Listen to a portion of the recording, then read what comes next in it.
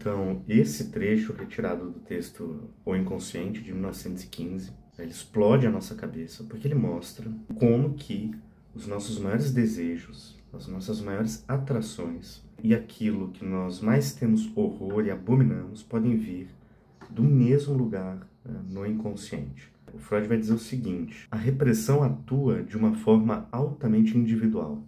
Cada derivado isolado do reprimido pode sofrer um pouco mais ou um pouco menos de distorção e alterar totalmente o resultado. Nesse sentido, podemos compreender a razão por que os objetos mais preferidos pelos homens, isso é, seus ideais, procedem das mesmas percepções e experiências que os objetos mais abominados por eles. Tal como verificamos ao remontarmos a origem do fetiche. O representante instintual original pode ser dividido em duas partes, uma que sofre a repressão, ao passo que o restante passa pela idealização. Então, o que Freud está dizendo é que quando algo dentro de nós, algum pensamento, um impulso, ele é reprimido, porque ele é intolerável, ele é inaceitável para a nossa consciência, esse desejo ele não é apagado por completo. A mente pode simplesmente dividir esse conteúdo em duas partes, e após a repressão, esse conteúdo pode ter um trajeto duplo dentro da vida psíquica. Uma parte é reprimida, ou seja, é empurrado para o inconsciente, e a outra parte passa para a consciência na forma de um ideal ou de um fetiche, mas essas duas partes estão ligadas na origem, elas vêm do mesmo lugar no inconsciente. Por exemplo, quando uma criança ela sente raiva e amor do pai ao mesmo tempo, ela tem um sentimento ambivalente. Essa ambivalência pode gerar um conflito que a criança, um conflito muito grande, que ela não consegue lidar com isso, não consegue suportar. O que a mente faz então com isso? A mente da criança gera uma divisão dessa experiência psíquica. Então, a parte intolerável, como a raiva, a inveja, a rivalidade, o desejo de eliminação desse pai, vai ser reprimido, vai ser empurrado para a consciência, mas para compensar a parte boa, a admiração, o amor pelo pai, ele se torna intensificado, é transformado num ideal, então isso passa para a consciência na forma compensada, exagerada, o pai se torna então um ideal, ele se torna uma pessoa forte, sábia, sem defeitos, mas existe um vínculo dessa idealização com algo anterior que foi reprimido.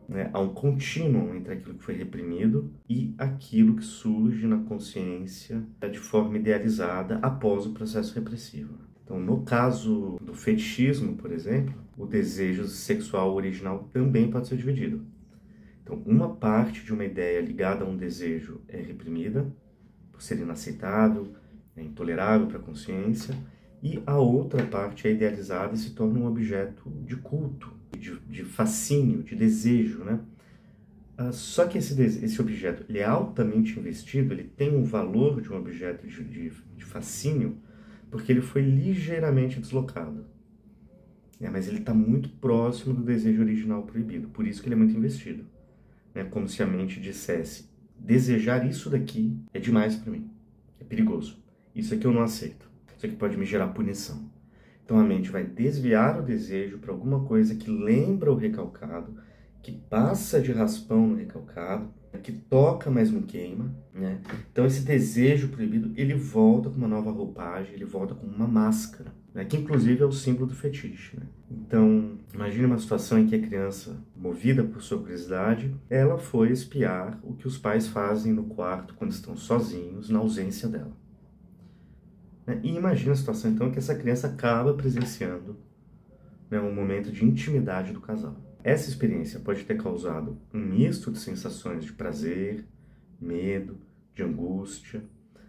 Não é uma regra, mas imagine que na vida adulta, então, esse sujeito ele passa a desenvolver um desejo voyeurista, um desejo de se satisfazer através da observação da relação de terceiros. Então, olha que interessante, o desejo original volta de forma disfarçada, ligeiramente modificada.